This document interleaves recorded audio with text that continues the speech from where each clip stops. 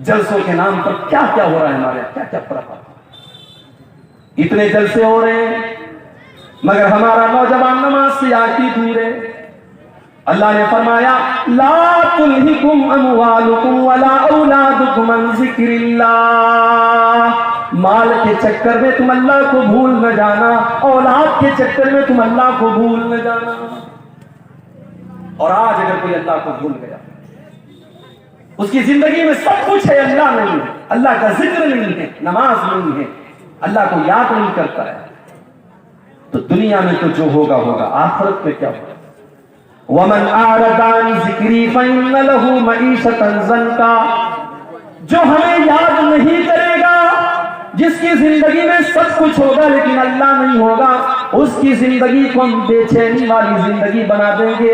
وہ کروڑوں اور لاکھوں کمائے گا لیکن اس کے گھر میں چین نہ ہوگا، ساس بہو کے جھگڑے اس کے گھر میں ہوں گے، بھائی بھائی کے جھگڑے اس کے گھر میں ہوں گے، اس کے گھر میں نند بھابھی کے جھگڑے ہوں گے، اس کے گھر میں دیورانی جیٹھانی کے جھگڑے ہوں گے، اس کے گھر میں نہ چین ہوگا نہ سکون ہوگا، اس کے بچے بیمار ہوں گے جو ہم کو یاد نہیں کرے گا۔ فَإِنَّ لَهُ مَعِيشَةً ضَنْكًا، اس کی زندگی بے چینی والی بن جائے گی۔ وَنَحْشُرُهُ يَوْمَ الْقِيَامَةِ أَعْمَى، اور کل قیامت کے دن میں سے انسان کو اندھا بنا کر کے اٹھائیں گے۔ قَالَ رَبِّ لِمَ حَشَرْتَنِي أَعْمَى، وہ کہے گا اے اللہ میں تو دنیا میں اچھا خاصا دیکھا کرتا تھا، میں آج اندھا کیسے ہو گیا؟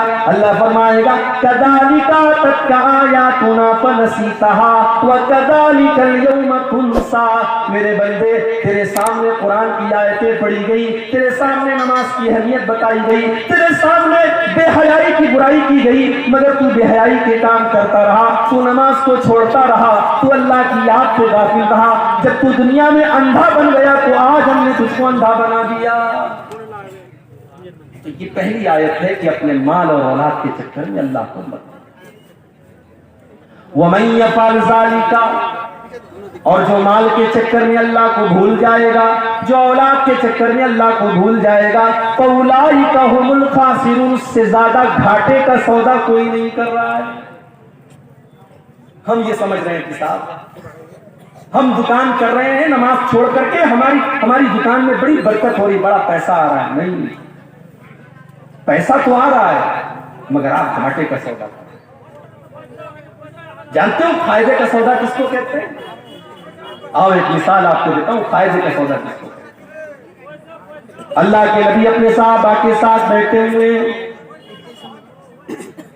ایک صحابی آتے، اے اللہ کے نبی میں اپنے باغ کی چہار دیواری کر رہا ہوں، میرا کھجوروں کا باغ ہے، میں اس کی باؤنڈری کر رہا ہوں، اور باؤنڈری کرنے میں میرے پڑوسی کا ایک کھجور کا پیڑ آ رہا ہے، میں اس سے کہہ رہا ہوں کہ یہ کھجوروں کا پیڑ تم مجھے دے دو، لیکن وہ مجھے دینے کو تیار نہیں ہے۔ نبی اکرم نے اس کو بلایا، کہ بھائی اپنے باغ کی باؤنڈری کر رہا ہے، تمہارا ایک پیڑ اس کی باؤنڈری کے راستے میں آ رہا ہے، تم اپنے پیڑ کی جو مناسب قیمت ہے دے دو۔ اس نے کہا میں نہیں دے سکتا، اس نے کہا میں یہ پیڑ نہیں دے سکتا۔ اللہ کے نبی نے فرمایا کہ تو بتاؤ تمہیں کیا چاہیے؟ اس نے کہا ہاں اگر اس ایک کھجور کے پیڑ کے بدلے میں مجھے پورا ایک باغ دے دیا جائے تو میں وہ باغ کے بدلے میں ایک کھجور کا پیڑ دے دوں گا۔ نبی اکرم نے اپنے صحابہ سے کہا اے میرے صحابہ، کوئی ہے جو اس پیڑ کو خرید لے؟ میں اس کو جنت کی گارنٹی دیتا ہوں، اس سے بہتر کھجوروں کا باغ اس کو جنت میں ملے گا۔ کوئی ہے اللہ کا بندہ جو اپنا کھجوروں کا باغ اس کو دے دے اور اس کا یہ پیڑ خرید لے؟ ایک صحابی کھڑے ہو گئے، ان کا نام تھا ابو دہدا۔ انہوں نے کہا اللہ کے نبی میرا ایک بہت بڑا کھجوروں کا باغ ہے، میں آپ کو گواہ بنا کر کے کہتا ہوں کہ میں اپنا کھجوروں کا باغ اس کو دے رہا ہوں، اور اس کا وہ ایک کھجور کا پیڑ میں لے کر کے اپنے اس صحابی بھائی کو دے رہا ہوں۔ سودا ڈن ہو گیا۔ ابو دادا دوڑے دوڑے گھر آئے، ان کی بیوی اسی باغ میں گئی ہوئی تھی۔ مسند احمد کے الفاظ ہیں، حضرت ابو دادا باغ کے دروازے پر پہنچے اور بیوی کو آواز دی اے ام دادا، اے میری بیوی تم جلدی سے اس باغ سے نکل جاؤ، یہ باغ میں نے اللہ کی راہ میں دے دیا ہے۔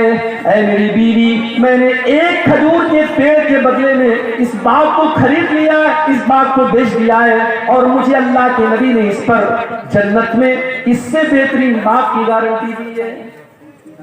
آج کے دور کی عورتیں ہوتی تو شوہر کی یہ بات سن کر کے 4 باتیں سناتی کہ آپ سے بڑا بیوقوف کوئی نہیں، آپ سے بڑا اسٹوپڈ کوئی نہیں دیکھا کہ آپ ایک پیڑ کے بدلے آپ اتنا بہترین باغ آپ بیچ کر کے چلے آئے۔ آج کی عورتیں ہوتی تو 4 تانے مارتی۔ لیکن میری پیاری ماں بہنوں، نبی کی صحابیات کی زندگی بھی کیا زندگی تھی۔ ان میں دادا اس باغ سے نکلتی ہیں اور اپنے شوہر سے کہتی ہیں، اے میرے شوہر، آپ نے بڑے فائدے کا سودا کیا ہے، آپ نے بڑے منافع کا سودا کیا ہے، آپ نے جنت کے باغ کے بدلے اپنے باغ کو دے دیا ہے، آپ نے کوئی گھاٹے کا سودا نہ کیا۔ یہ تھے صحابہ۔ ایک اور صحابی تھے، ان کا نام تھا سہیب رومی۔ ہمارے یہاں شیرشاہ آبادی چلتا ہے، انصاری چلتا ہے، کسی بہار میں دربھنگہ میں ایک گاؤں ہے، وہاں سڑک میں دیوار بنی ہے، ایک طرف سے انصاریوں کا راستہ، ایک طرف سے شیخ کا راستہ ہے۔ انصاری کے راستے سے شیخ نہیں جا سکتا، شیخ کے راستے سے انصاری نہیں جا سکتا۔ ہم تو برادریوں میں بٹے ہوئے ہیں، ٹھیک ہے، برادری ہے تو ہے، لیکن برادری کوئی فخر کی چیز نہیں ہے۔ شیرشاہ آبادی یہ سوچے میں شیخ اور انصاری اور خان سے اچھا ہوں، خان یہ سوچے میں انصاری سے بہتر ہوں، انصاری یہ سوچے میں فلاں سے بہتر ہوں، یہ اسلام کی تعلیم نہیں ہے۔ ان اکرمکم عند اللہ اتقاکم، برادری کی بنیاد پر کسی کو کوئی عزت حاصل نہیں ہے۔ نبی کے صحابہ میں آپ دیکھیں ورائٹی ہے صحابہ۔ سلمان فارسی ایران کے رہنے والے، سہیب رومی روم کے رہنے والے، اسی طریقے سے حضرت بلال حبشہ کے رہنے والے۔ کوئی گورا ہے، کوئی کالا ہے، کوئی ایران کا ہے، کوئی حبشہ کا ہے، لیکن نبی کے سارے صحابہ درجے میں اور مقام میں صحابی ہونے کے اعتبار سے برابر ہیں، صحابی ہونے کے اعتبار سے برابر ہیں۔ حضرت بلال تو غلام تھے، ان کو حضرت ابو بکر نے خرید کر کے آزاد کیا تھا، اور حضرت عمر کہا کرتے تھے آقا کا سیدنا سیدنا، بلال بھی ہمارا آقا اور ابو بکر بھی ہمارا آقا، ہمارے آقا نے ہمارے آقا کو خرید کر کے آزاد کیا۔ بندو محتاج بنی ایک ہوئے، تیرے دربار میں پہنچے تو سبھی۔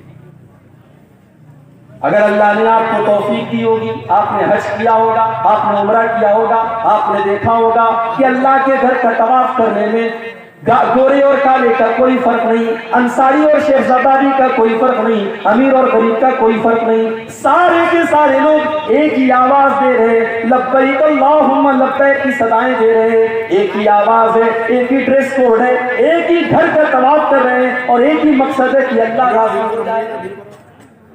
سہیب رضی اللہ تعالیٰ عنہ روم کے رہنے والے، غلام بن کر کے مکہ میں آئے، کسی نے آزاد کر دیا، بزنس کرنے لگے۔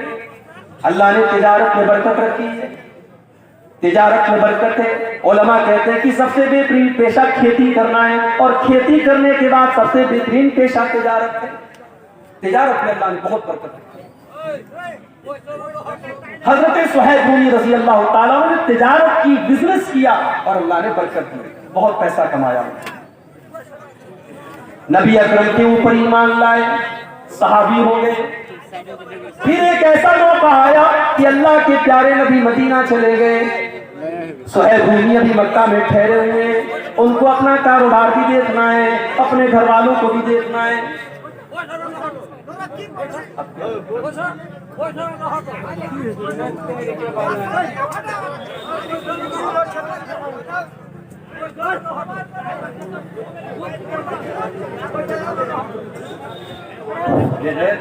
آپ حضرات سے گزارش ہے اطمینان سے سنیں اور سننے والے کو سننے دیں، ڈسٹرب نہ کریں۔ کسی کا کوئی پرسنل میٹر تو کنارے لے کے جاتے آپ لوگ اطمینان رکھیں، جیسے سننا ہو سنیں، اطمینان رکھیں۔ سہیب رومی رضی اللہ تعالیٰ عنہ اپنے سارے بزنس کا سیٹ اپ کرتے ہیں، سارے مال کو اکٹھا کرتے ہیں اور تیاری کرتے ہیں مدینہ جانے کی۔ سامان پیک کر لیا، اونٹ تیار ہو گیا، सुहैब रूमी मक्का से निकलने लगे। मक्का के काफिरों ने ऊंट की नकेल पकड़ी, कहां जा रहे हो? कहा मैं मदीना जा रहा हूं, यस्रिब जा रहा हूं, अपने नबी के पास जा रहा हूं।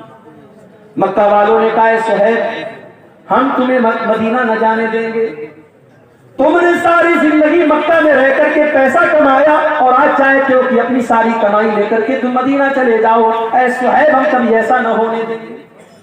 तो फिर क्या करते हो? कहा मैं हमारे पास बस एक ही ऑप्शन है, तुम अपना सारा माल हमको दे दो, हम तुम्हें मदीना जाने दे देंगे। ओ लोगों, माल बड़ी अहम चीज है, मगर अल्लाह से बढ़कर के नहीं है, रसूल से बढ़कर के नहीं है। सुहैब रूमी रजी अल्लाह ताला ने एक सेकंड भी नहीं लिया फैसला करने में। कहा मक्का वालों, अगर ये बात है, ले लो मेरा ये सारा माल, सारी जिंदगी की गाड़ी कमाई उनके हवाले कर दिया और खाली हाथ हजरत सुहैब रूमी मदीना चले आए। जब मदीना पहुंचे, फजर की नमाज का टाइम था, अल्लाह के प्यारे नबी नमाज पढ़ा रहे थे। सुहैब रूमी आते हैं और नमाज में शामिल हो जाते हैं। नबी अकरम ने सलाम फेरा, अपने सहाबी पर नजर पड़ी, अल्लाह के नबी खड़े हो गए, अपने सहाबी को गले लगाया। अल्लाह की तरफ से अल्लाह के नबी को बता दिया गया था सारा मामला। नबी ने पहला लफ्ज जो कहा, आपने फरमाया ऐ सुहैब रबिहतल भैया, रबिहतल भैया, ऐ सुहैब तूने बड़े फायदे का सौदा किया है, तूने कोई घाटे का सौदा न किया, तूने सारी जिंदगी की कमाई को ठोकर मार करके अल्लाह के दीन के लिए तूने कुर्बान कर दिया। ऐ सुहैब तूने बड़े फायदे का सौदा किया है। आज तो करोड़ों कमाने वाला, लाखों कमाने वाला मस्जिद के अंदर जब चंदा देने की बात आती है तो 5 का सिक्का तलाश करता है, 10 की नोट तलाश करता है। बीवी के लिए शॉपिंग करने के लिए 2000 की नोट निकालता है, बच्चों के शौक के लिए 500 की नोट निकालता है, और बेचारी मस्जिद और मदरसा एक ऐसी चीज है वहां 10 की नोट आपको ज्यादा मिलेगा। ये हमारे दिल का हाल है। ला तुल्हिकुम अमवालुकुम वला औलादुकुम अन ज़िक्रिल्लाह, ऐ ईमान वालों अपने माल के चक्कर में तुम अल्लाह को भूल न जाना, अपनी औलाद के चक्कर में तुम अल्लाह को भूल न जाना। अगर ऐसा करोगे फउलाइका हुमुल खासिरून, तो तुमसे ज्यादा घाटे में कोई न होगा। एक आयत का मतलब मैंने समझा दिया, अब दूसरी आयत का मतलब समझ करके बात खत्म करेंगे हम। वअन्फिकू मिम्मा रज़क़नाकुम मिन क़ब्ल अन यातिया अहदकुमुल मौत, और ईमान वालों जो रोजी हमने तुमको दी है उसमें से खर्च करो, सदका करो, ज़कात दो, गरीबों को दो, यतीमों को दो, मदरसों में दो, मस्जिदों में दो, अल्लाह की राह में खर्च करो। कब खर्च करो? कब खर्च करो? बाप मर गया, बाप के मरने के बाद बेटा मस्जिद में चंदा दे रहा है, मैं इसको नाजायज नहीं कहता मेरे भाई, जायज है, मगर बेहतर ये होता कि बाप अपनी जिंदगी में खुद सदका दे करके जाए। माँ का इंतकाल हो गया, माँ जिंदा थी तो माँ के ऊपर आप 10 रुपया खर्च करने के लिए तैयार नहीं थे। माँ का इंतकाल हो गया, आप उसकी तरफ से लाखों अल्लाह के घर में दे रहे हैं, ये कोई अच्छी अलामत नहीं है। बेहतर ये होता कि माँ की जिंदगी में आप माँ की कदर करते। वअन्फिकू मिम्मा रज़क़नाकुम, ऐ ईमान वालों जो रोजी हमने तुमको दी है तुम उसमें से खर्च करो, मिन क़ब्ल अन यातिया अहदकुमुल मौत, मौत के आने से पहले। अब ये मौत कब आएगी कोई नहीं जानता, कोई नहीं जानता कि मौत कब। मेरे नौजवान साथियों, आज आप रात रात भर मोबाइल के ऊपर गंदे काम कर रहे हैं, क्या सोच करके कर रहे हैं? अभी तो जवानी के दिन है, अभी तो जिस्म के अंदर ताकत है, जब बुढ़ापा आएगा तो हम भी नमाजी बन जाएंगे, हम भी दाढ़ी रख लेंगे, हमारे माथे पर भी सजदे का निशान आ जाएगा। मेरे नौजवान साथियों, क्या आप इस बात की गारंटी दे सकते हैं कि आप बुढ़ापे तक जिंदा ही रहेंगे? अरे बुढ़ापा तो बहुत दूर की बात है, बुढ़ापा तो बहुत दूर की बात है। आप तो इस बात की गारंटी भी नहीं दे सकते कि कल की सुबह का सूरज आप देखेंगे। हमारे बड़े अच्छे दोस्त थे, नौजवान आलिम दीन थे, बिहार और झारखंड में हम लोगों ने साथ में प्रोग्राम भी किया था। हमारे उत्तर प्रदेश के रहने वाले थे मौलाना अब्दुल रहमान साजिद सल्फी, हमारे बनारस से जामिया सल्फिया से उन्होंने पढ़ाई भी की थी। मुंबई के अंदर कुर्ला में एक मस्जिद के इमाम थे, بہت اچھے مقرر تھے اور بہت اچھے انسان تھے, خوبصورت بھی تھے, خوبصورت بھی تھے. ابھی پچھلے ہفتے کی خبر ہے, مولانا عبدالرحمان صاحب ایک پروگرام میں پونا جاتے ہیں, وہاں پہ تقریر کرتے ہیں اللہ تعالیٰ کی توحید کے بارے میں, اس کے حقوق کے بارے میں. تقریر کرنے کے بعد رات ہی میں وہ ممبئی کے لیے چلنے لگتے ہیں, کیونکہ وہ ایک مسجد کے امام ہیں اور مسجد کی کمیٹی نے یہ کہہ کر کے رکھا ہے کہ آپ کو ہر حال میں فجر کی نماز میں رہنا ہے. وہ لوگوں, مولوی کوئی روبوٹ تو نہیں ہوتا, مولوی کوئی مشین تو نہیں ہوتا, اس کے پاس بھی تو ضرورتیں ہو سکتی ہیں, اس کے پاس بھی تو مجبوریاں ہو سکتی ہیں. تم نے مولویوں کو مشین سمجھنا کیوں شروع کر دیا؟ بند کر دو مولویوں کو مشین سمجھنا. مدرسوں میں پڑھانے والے مولویوں کو آپ نے 5,000 روپے کی تنخواہ پر رکھا. ارے 5,000 کی تو لوگ چائے اور پان کھا جاتے ہیں, پی جاتے ہیں. 5,000 میں وہ مولوی کس طریقے سے اپنے بچوں کا پیٹ پالے گا؟ کبھی آپ نے سوچا؟ وہ بیچارہ 10 سال تک مدرسے کی پتلی دال پی کر کے اور بغیر چھلا ہوا آلو کھا کر کے اس نے مدرسے میں پڑھائی کی, لوگوں کے دروازوں پر بھکاری بن کر کے جاگیر کا کھانا اس نے کھایا, اور آج تک وہ عالم دین بن کر کے آیا. آپ نے 5,000 میں اور 7,000 میں اس کو مسجد کا امام بنایا. شرم آنی چاہیے. مسجد کے امام سے زیادہ تو محلے میں جھاڑو لگانے والے کی اور صفائی کرنے والے کی تنخواہ ہے. شرم آنی چاہیے. اور اس کے بعد اتنی پابندی ہے کہ صاحب پورا محلہ مسجد میں نظر نہ آئے. اگر امام بیچارہ کسی کی فجر میں نہیں آیا, مولوی صاحب آپ فجر میں نظر نہیں آئے, پورا ایک نمازی جب تک پوچھ نہ لے اور تحقیقات نہ کر لے تب تک مولوی کو نہیں چھوڑے. اس کے بعد بھی تو ضرورتیں ہو سکتی ہیں میرے بھائی. اور ایک بہت بڑا فتنہ یہ بھی ہے, آپ نے امام صاحب کے لیے کمرہ بنوایا, بڑا احسان کیا. بڑے احسان کے ساتھ لوگ کہتے ہیں ہمارے یہاں امام صاحب کے لیے کمرے کا بھی انتظام. کیسا کمرہ ہے؟ چھوٹی سی کوٹری ہے. بیچارہ امام سر ایک دیوار میں اس کا ٹکرا رہا ہے تو پیر دوسری دیوار میں ٹکرا رہا ہے. اتنا بڑا کمرہ ہوتا ہے امام صاحب کا کہ وہ مرغی کا دربہ بھی اس سے بڑا ہوتا ہے. وہ بیچارہ فیملی لے کے نہیں رہ سکتا. اس کی بیوی بیچاری زندگی پر شادی شدہ ہونے کے بعد بھی اپنے شوہر سے دور رہے. او لوگوں, تم نے ان مولویوں کی زندگی کو ایسا کیوں بنا دیا؟ مدرسوں میں پڑھانے والے ٹیچروں کے لیے آپ نے فیملی کوارٹر کا انتظام کیوں نہ کیا؟ کل اگر اس مولوی کے قدم بہ کے, اس امام کے قدم بہ کے, اس خطیب کے قدم بہ کے, اس ٹیچر کے قدم بہ کے, وہ تو گنہگار ہوگا ہی ہوگا. ہم اور آپ بھی کم گنہگار نہ ہوں گے. ہم نے ان کو اپنی فیملی سے دور کر کے بہت بڑی آزمائش میں ڈالا ہے. یہاں پہ بہت ساری مسجدوں کے ذمہ دار بھی ہوں گے, مدرسوں کے ذمہ دار بھی ہوں گے. میں اللہ کا واسطہ دے کر کے آپ سے کہتا ہوں کہ آپ اپنے ادارے میں پڑھانے والے ٹیچروں کے لیے ایسی جگہوں کا انتظام کریے کہ وہ فیملی کے ساتھ رہیں. آپ مسجدوں کے اماموں کے لیے فیملی کوارٹر کا انتظام کیجیے. آپ کو اگر اپنے بیوی بچوں کے ساتھ رہنے کا حق ہے تو اس مولوی کو بھی پورا حق ہے میرے بھائی. سرکاری ٹیچر مر جائے, اس کی بیوی کو سرکاری نوکری مل جاتی ہے. سرکاری ٹیچر مر جائے, 60 سال کی سروس پورا کرنے کے بعد مر جائے تو اس کے پریوار کو پینشن ملتی ہے. ساری زندگی ممبر پر چڑھ کر کے اللہ رسول کا درس دینے والا مولوی مر جائے, اس کے کفن کا بھی کوئی انتظام کرنے والا نہیں, اس کے بچوں کی پڑھائی کی کوئی خبرگیری کرنے والا نہیں. کیا یہ درد کی بات نہیں ہے؟ کیا یہ سوچنے کی بات نہیں ہے؟ میرے بھائی, دنیا کی ہر قوم اپنے گرو کی, اپنے ٹیچر کی, اپنے استاد کی کا سمان کرتی ہے. ہماری قوم تو سب سے زیادہ مولویوں کے اندر کیڑا نکالتی ہے.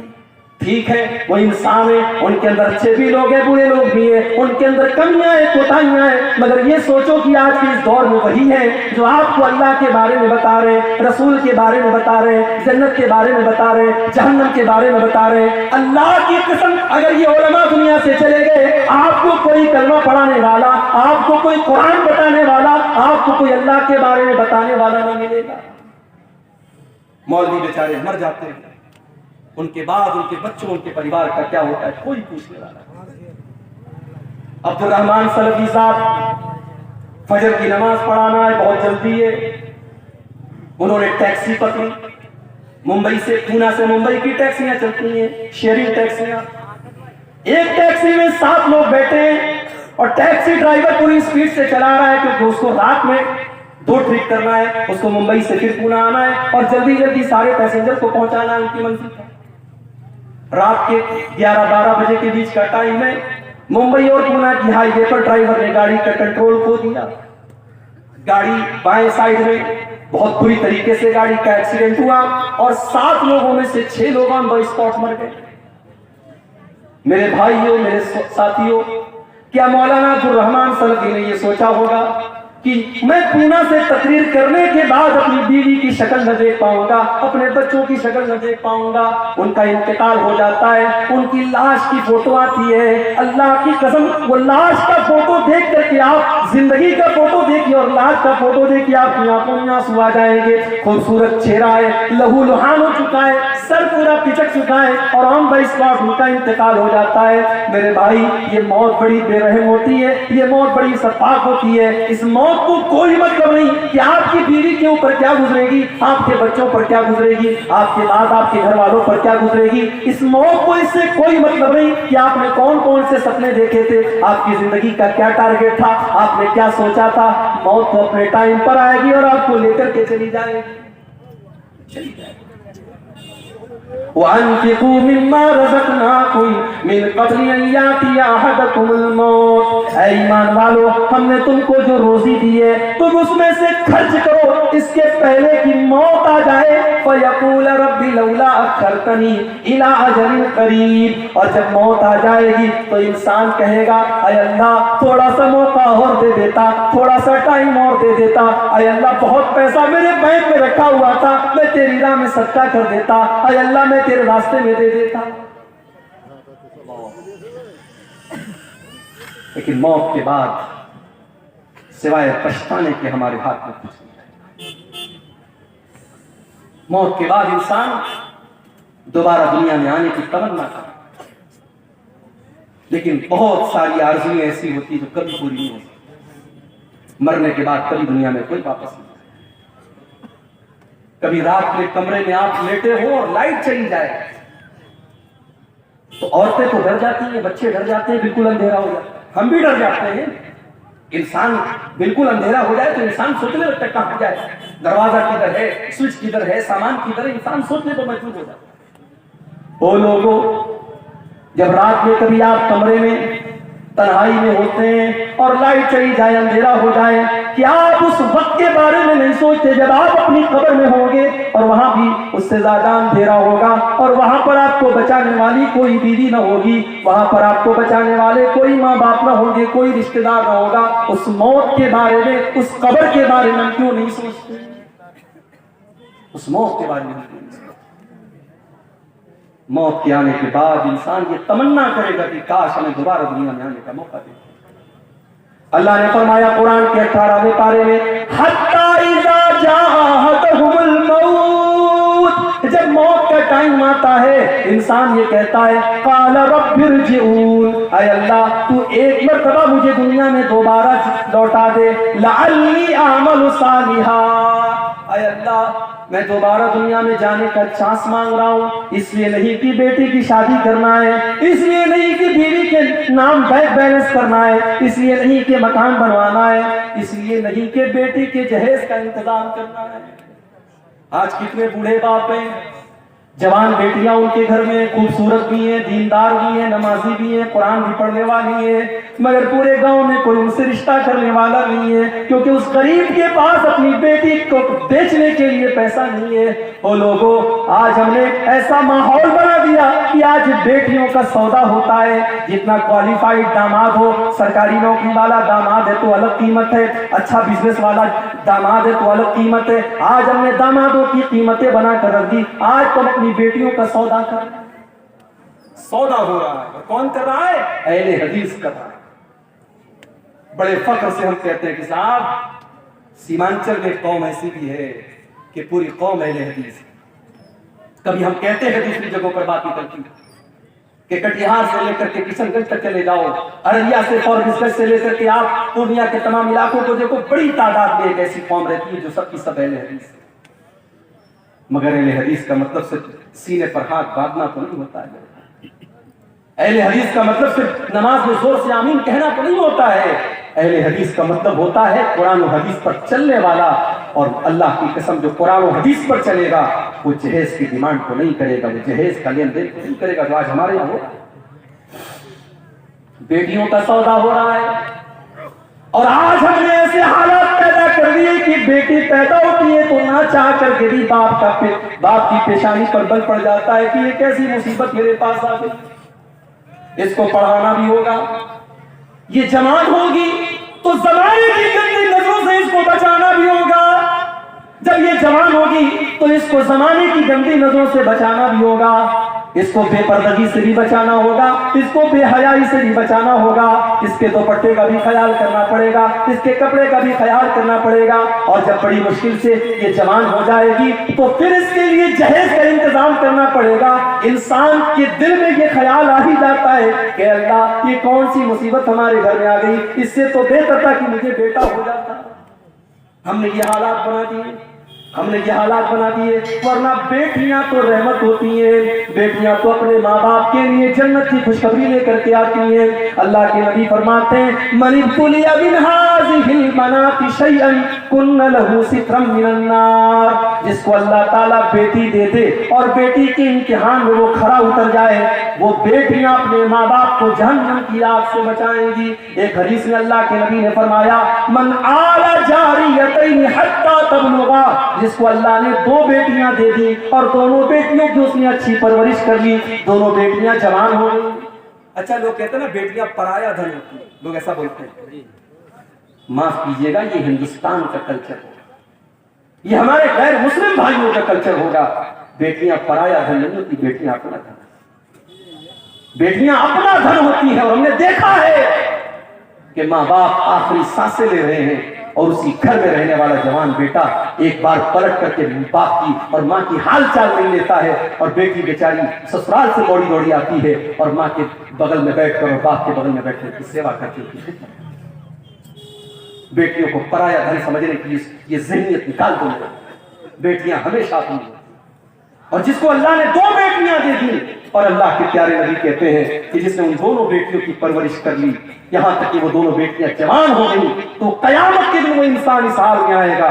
اللہ کے نبی نے اپنی دونوں انگلیوں سے اشارہ کر کے فرمایا کہ جیسے یہ دونوں انگلیاں ایک دوسرے کے ساتھ ملی ہوئی ہیں, لگی ہوئی ہیں, بیٹیوں کی پرورش کرنے والا وہ باپ وہ ماں کل قیامت کے دن جنت میں میرے ساتھ اس طریقے سے رہے گا جیسے دونوں انگلیاں ایک دوسرے سے. مگر ہم نے جہیز کی اس رسم کی وجہ سے ہم نے آج بیٹیوں کو بوجھ بنا دیا, اور افسوس کی بات تو یہ ہے کہ مولوی حضرات کے یہاں بھی جہیز دیا جا رہا ہے. مولوی بھی اپنے بیٹے کی شادی پر جہیز لے رہا ہے, اور مولوی بھی اپنی بیٹی کی شادی پر جہیز دے رہا ہے. جہیز دینا مجبوری ہو سکتی ہے, لینا مجبوری نہیں ہو سکتی. اگر آپ لے رہے ہیں اس کا مطلب کہ آپ اس چیز کو جائز سمجھ رہے ہیں, آپ اپنی غیرت کا اور اپنی عزت کا جنازہ خود نکالیں. شادی کے پہلے دن جس بیڈ کے اوپر آپ سوتے ہیں وہ بیڈ آپ کو سسرال سے مل رہا ہے. جو شیروانی پہن کر کے آپ نکاح پڑھ رہے ہیں وہ شیروانی بھی سسرال کے پیسے سے مل رہی ہے. جو خوبصورت ٹائٹل کی گھڑی آپ نے 3-4 ہزار کی لگائی ہے وہ بھی آپ کو سسرال سے ملی ہے. تو آپ کس ٹائپ کے مرد ہیں؟ آپ کے ہاتھوں میں تو 2-4 چوڑیاں پہنا دی جانی چاہیے, آپ کو تو خاتون کا لقب مل جانا چاہیے.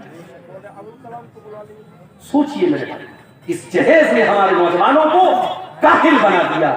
میں کہتا ہوں میرے نوجوان ساتھیوں, تم اگر یہ طے کر لو اپنی کمائی سے اگر بہترین بیڈ نہ ہوا, ایک معمولی بستر پر اور ایک معمولی چٹائی پر اپنی بیوی کے ساتھ ہم گزار لیں گے. جب اللہ طاقت دے دے گا ہم مسیری کا انتظام کر لیں گے. اگر تم یہ سوچ لو ٹھیک ہے ہمارے گھر میں فریج نہیں آئے گا, جب اللہ توفیق دے گا ہم فریج خرید لیں گے, تب تک ہم گھڑے کے ٹھنڈے پانی سے کام چلا لیں گے. ٹھیک ہے ہمارے گھر میں بائک نہیں ہے, ہم سائیکل کی سواری کر لیں گے. جب اللہ طاقت دے گا ہم 4 ویلر لے لیں گے. یہ مزاج بنا لو, یہ ذہن بنا لو, اللہ کی قسم اللہ آپ کو برکت دے گا.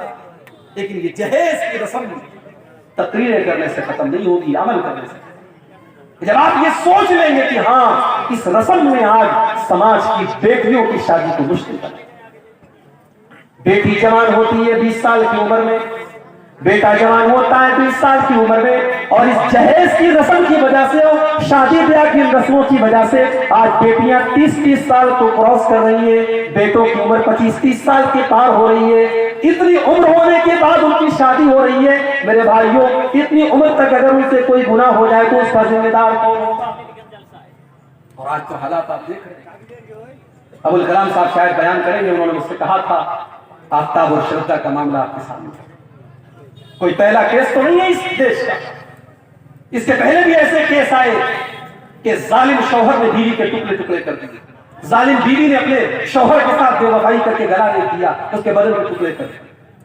مگر وہاں میڈیا کو مسالہ نہیں ملتا تھا, یہاں میڈیا کو مسالہ مل گیا کیونکہ نام ساتھ میں آفتاب کا. فیس بک کے اوپر نارمل پوسٹوں میں کمنٹ آتا ہے کہ مسلمان سے شادی کرنے کے پہلے دیکھ لینا اس کے گھر میں فریزر تو نہیں ہے, کہیں تمہارے بھی بدن کے 36 ٹکڑے نہ کریں.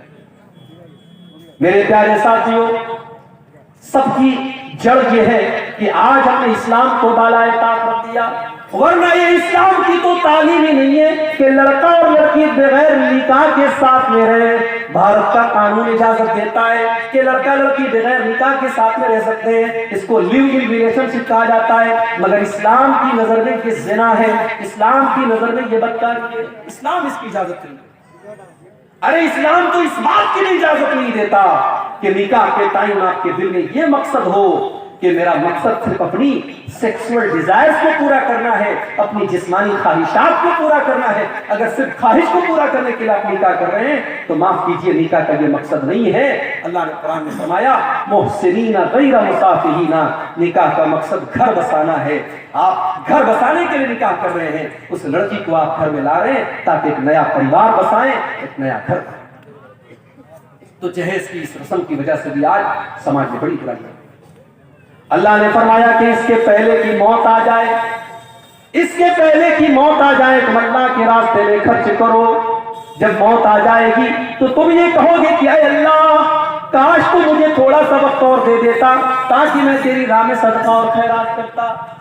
اللہ نے فرمایا وَلَن يُؤَخِّرَ اللَّهُ نَفْسًا إِذَا جَاءَ أَجَلُهَا, لیکن جب موت کا ٹائم آ جائے گا تو ایک سیکنڈ بھی کسی کو مہلت نہیں ملے گی, ایک سیکنڈ بھی کسی کو مہلت نہیں ملے گی. ایمان تو فرعون بھی لایا تھا, جی ہاں فرعون بھی ایمان لایا تھا. کب لایا تھا؟ جب موت کو سامنے دیکھ لیا. جب فرعون ڈوبنے لگا تو فرعون نے کہا آمنت بالذی آمنت بہ بنو اسرائیل, میں اس اللہ کے اوپر ایمان لاتا ہوں جس اللہ کے اوپر بنی اسرائیل ایمان رکھتے ہیں.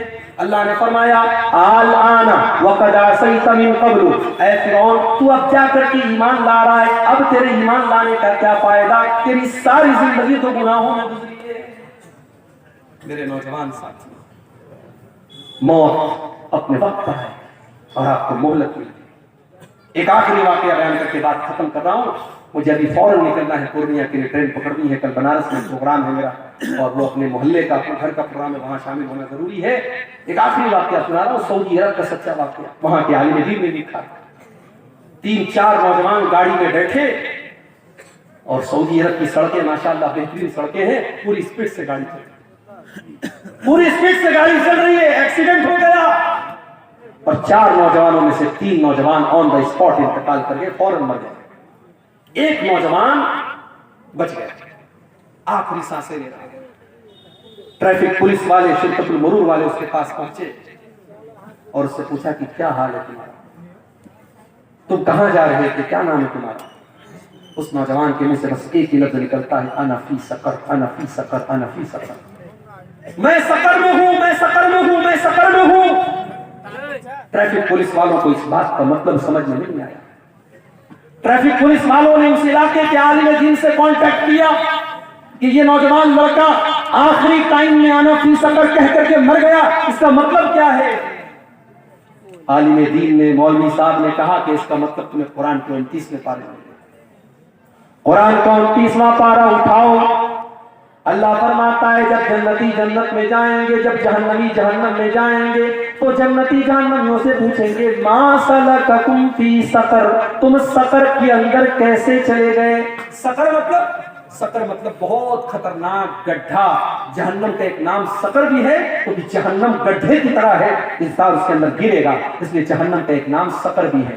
जन्नती जहन्नमियों से सवाल करेंगे, मा सलककुम फी सकर, तुम जहन्नम के अंदर क्यों चले गए? तो जहन्नमी क्या जवाब देंगे? क़ालू लम नकु मिनल मुसल्लीन, हम नमाज नहीं पढ़ा करते थे। आलिम दीन ने कहा ये नौजवान नमाज नहीं पढ़ता था, और मरने के टाइम अल्लाह ताला ने ऐसा मंजर उसको दिखाया कि उसने महसूस किया कि वो जहन्नम की आग में जल रहा है, इसलिए वो ये कह करके दुनिया से गया कि अना फी सकर, अना फी सकर, मैं सकर में मैं सकर। मेरे अजीजों, मेरे नौजवान साथी, बड़े दर्द के साथ आपसे गुजारिश करता हूं कि अपनी जवानी का मिस यूज करना बंद कर दो, ये मोबाइल का गलत इस्तेमाल करना बंद कर दो। दो चीजों की गारंटी ले लो, दो चीजों की गारंटी ले लो। अपने नौजवान भाइयों से भी कहता हूं, अपनी माँ बहनों से भी। अल्लाह के नबी ने फरमाया दो चीजों की मुझे गारंटी दे दो, मैं तुम्हें जन्नत की गारंटी दे दूं। अज़मन लकुमुल जन्ना, दो चीजों की गारंटी दे दो, मैं जन्नत की गारंटी देता हूं।